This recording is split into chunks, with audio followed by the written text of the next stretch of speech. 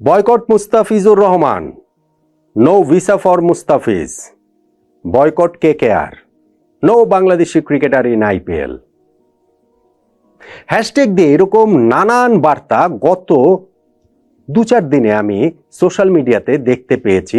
প্রসঙ্গ যখন Mustafiz, KKR, IPL, obviously sports নিয়ে কন্টেন্ট হয়, আলোচনা হয়, এরকম জায়গাগুলোতেই তার দেখা গেছে প্রবলভাবে।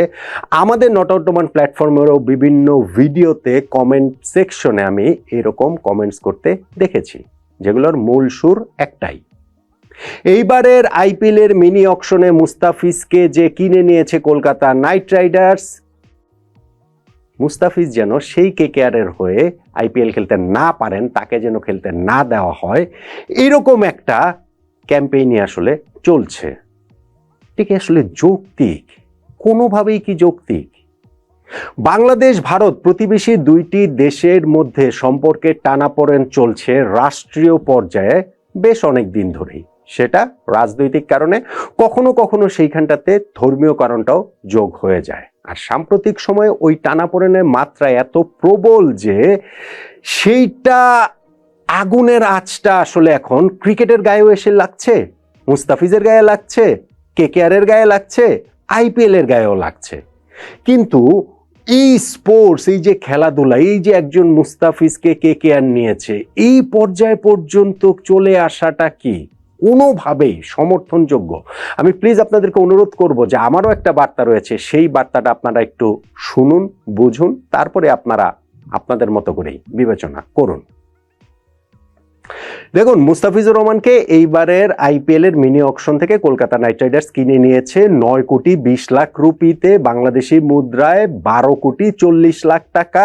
ম্যাচ প্রতি প্রায় 1 কোটি টাকা করে মুস্তাফিজ পাবেন। এই যে মাঝখানে 8 দিন সময়ের জন্য নিউজিল্যান্ডের বিপক্ষে ওয়ানডে সিরিজে তাকে দেশে ফিরিয়ে আনা হবে, সেইটা নিয়েও অনেক আলোচনা হয়েছে। তারপরও মুস্তাফিজ বাংলাদেশের একমাত্র প্রতিনিধি হিসাবে আইপিএল খেলছেন, বাংলাদেশের হয়ে আইপিএল এর সবচেয়ে বেশি টাকা এবারের নিলামে তিনি পেলেন।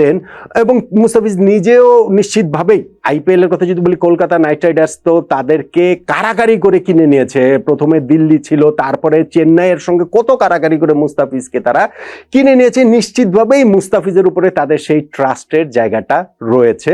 আর মুস্তাফিজ নিজেও ভালো করার ব্যাপারে অবশ্যই উদ্গ্রীব থাকারই কথা, তিনি আইপিএল এর রেগুলার মুখ। তারপরেও এই বছরটা তিনি এত ভালো ফর্মে রয়েছেন, বাংলাদেশের জার্সিতে বলেন কিংবা এখন আইএল টি20 খেলছেন সেইখানেও বলেন।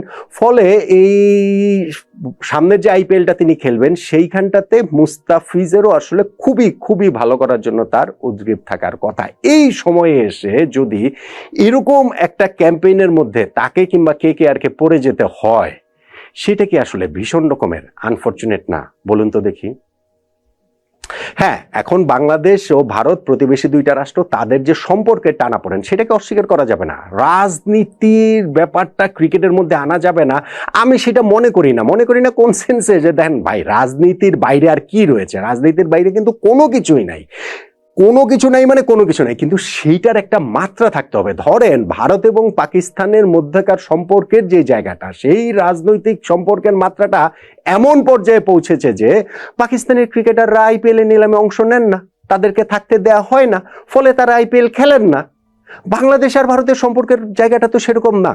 সাম্প্রতিক সময়ে অবশ্যই দুই দেশের মধ্যকার সেই সম্পর্কের ক্ষতিটা হয়েছে, প্রবল মাত্রায় সেই অবনতির জায়গাটা হয়েছে, এবং সেটা পারস্পরিক উস্কানির জায়গাটা থেকে, পারস্পরিক জায়গাটা থেকে যে রেসপন্সিবল মানুষদের ইররেসপন্সিবিলিটির কারণেই তাকে হুমকি ধামকি দিচ্ছে, ওই পার থেকে একই রকম আওয়াজ আসছে। ফলে এই সবকিছু মিলে সাধারণ মানুষের সম্পর্কটাও আসলে বিষিয়ে উঠেছে। যেই কারণে আমরা দেখতে পাচ্ছি যে বাংলাদেশের এই দিক থেকে ভারতীয় হাই কমিশনের এই করব সেই করব এরকম আওয়াজ যেমন মেঠো বক্তৃতাতে আসে, সাধারণ মানুষও যখন সেইটাতে প্রভাবিত হয়, ওই পার থেকেও একই জিনিস হয়। যেই কারণে ওই পারে এখন ওই ভারতের এইখান থেকেও যেমন ভিসা সেন্টার বন্ধ, ওই সাইড থেকেও আমি দেখছিলাম যে দিল্লি, তারপরে আগারতলা, তারপরে শিলিগুড়ি, এইসব জায়গায়ও হচ্ছে কি ভিসা সেন্টার বন্ধ করে রেখেছে। এখন ভাই, রাজনীতির কাজ রাজনৈতিক লোকজন না হয় করবো। হ্যাঁ, সেই সাম্প্রতিক সময় এইখানটাতে একটা ধর্মীয় উপাদানও প্রবল ভাবে যুক্ত হয়েছে, কিন্তু সেই জায়গাটাতেও আমার আসলে বিনীতভাবে একটা কথা বলার রয়েছে, যেইটা শুনলে আসলে মনে হবে যে ভাই মাস পিপল কোনো দেশেরই খারাপ না, পৃথিবীর কোনো দেশেরই সাধারণ মানুষ খারাপ বলে আমি সেটা মনে করি না। তাদেরকে যারা পরিচালিত করেন সেই মানুষগুলো যদি খারাপ হন, সেই ক্ষেত্রেই আসলে সমস্যার জায়গাটা প্রবল থেকে প্রবলতর হয়ে ওঠে। এখন ক্রিকেটের ক্ষেত্রে মুস্তাফিজকে যখন আইপিএল এর দল কেকেআর নিয়েছে, সেই জায়গাটা তো আমি যেটা বললাম, পাকিস্তানের কথা বললাম যে তাদের ক্রিকেটাররা তো আইপিএল এ অংশ নিতে পারেন না, বাংলাদেশের এটা পেরেছেন, নিয়েছেন। এখন এই জায়গাটাতে মুস্তাফিজকে বয়কট করতে হবে, এইটা কি আসলে কোনোভাবে যৌক্তিক? আমার কাছে সেটা মনে হয় না, আমার কাছে সেটা অ্যাবসলিউটলি এটা মনে হয় না। কিছু জিনিস এই জায়গাটাতে আপনার মাথায় রাখতে হবে। বাংলাদেশ দল কিন্তু ভারতে বিশ্বকাপ খেলতে যাবে, আইপিএল এর আগেই খেলতে যাবে, বাংলাদেশ জাতীয় দল খেলতে যাবে, এবং সেইখানটাতে কলকাতায় আমাদের গ্রুপ পর্বে যে 4টা ম্যাচের মধ্যে 3টা ম্যাচই আমাদের কলকাতায় রয়েছে। বাংলাদেশ টিমকেও কি আপনারা বয়কট করবেন? আইসিসি ইভেন্টে বাংলাদেশ টিমকেও কি বয়কট করা হবে? সেটা কি আসলে যৌক্তিক হবে? কোনোভাবে হবে? তাহলে ভাই মুস্তাফিজকে টার্গেট কেন করছেন? কোন কারণটাতে এই জায়গাটাতে করছেন আমাকে সেটা একটু বলেন তো দেখি। বা কেকেআর নিয়ে কি, মুস্তাফিজকে দলে নিয়ে কি তারা অপরাধ করে ফেলেছে? চেন্নাই যদি দলে নিত তাহলে আসলে কি হতো? চেন্নাই থেকে এরকম মিছিল, মিটিং, আন্দোলন বা যে সোশ্যাল মিডিয়ার যে জিনিসটা দেখছি সেরকম কি হতো? I don't think so. আমার কাছে সেইটা আসলে কোনোভাবেই মনে হয় না। ফলে এইখানটাতে আমি মনে করি যে যারা রেসপন্সিবল, আমি আবারও বলি, রেসপন্সিবল লোকরা ইররেসপন্সিবল কাজ করে। তা আমরা যারা সাধারণ মানুষ রয়েছে, আমরা না হয় একটু রেসপন্সিবিলিটির জায়গাটা দেখাই, আমরা না হয় পারস্পরিক একটু সহিষ্ণুতার জায়গাটা দেখাই, আমাদের সাধারণ মানুষের মধ্যে না হয় সেই সৌহার্দ্যের জায়গাটা আসলে একটুখানি দেখাই। অবশ্যই কোনো একটা ইস্যু নিয়ে আপনি রাজনৈতিক কারণে হোক, রাষ্ট্রীয় কারণে হোক, ধর্মীয় কারণে হোক, আপনার অনুভূতি আঘাতপ্রাপ্ত হতে পারে, কিন্তু সেইটাকে ডিল করা কি উপায় এইটা যে মুস্তাফিজকে কেকেআরে খেলতে দেওয়া হবে না, তাকে যেন খেলতে না দেওয়া হয়? আমার কাছে এইটা আসলে কোনোভাবেই এটা যৌক্তিক বলে মনে হয় না। আমি তাই আসলে অনুরোধ করব, যেগুলো হয়েছে সেটা প্রত্যেকের, মানে বাংলাদেশের এই অংশের যেমন ঠিক তেমনি ভারতের অংশেরও সাধারণ মানুষদের অনুভূতির প্রতি আমার শ্রদ্ধা রয়েছে। অবশ্যই তারা তাদের অনুভূতির জায়গাটা জানাতেই পারেন, কিন্তু ক্রিকেট মাঠে এইটা নিয়ে আসলে সেইটার আগুনটা এত সর্বব্যাপী এবং এত সর্বগ্রাসী হবে, শেষ পর্যন্ত সেই আগুনের আঁচ থেকে আমরা কেউ রক্ষা পাবো না। আমরা কি সেটা করব?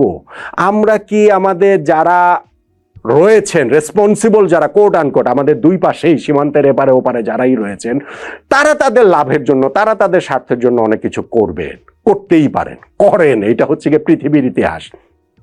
সাধারণ মানুষ তাতে বিভ্রান্ত হয়, সেটাও পৃথিবীর ইতিহাস।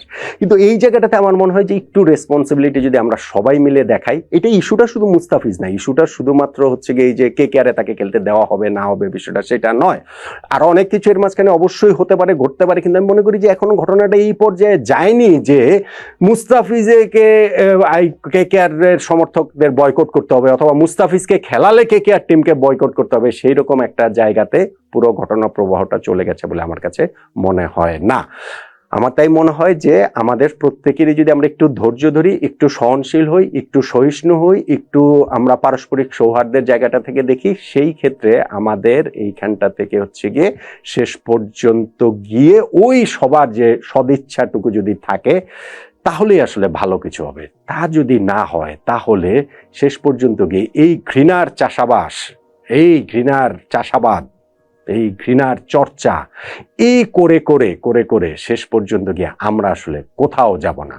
ফলে আমি মনে করি মুস্তাফিজকে যে কলকাতা নাইট রাইডার্স নিয়েছে, আমি এখনো এটা বিশ্বাস করতে চাই যে অবশ্যই কেকেআর ফ্যানরা তাকে স্বাগত জানাবে, অবশ্যই তার কাছ থেকে বিগ পারফরমেন্স আশা করবে।